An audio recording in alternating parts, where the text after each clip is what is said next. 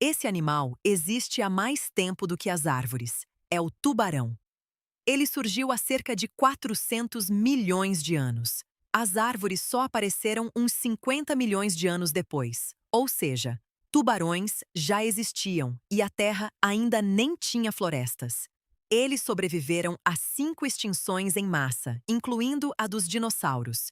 E o mais assustador, um dos maiores tubarões que já existiu ainda pode estar escondido nas profundezas do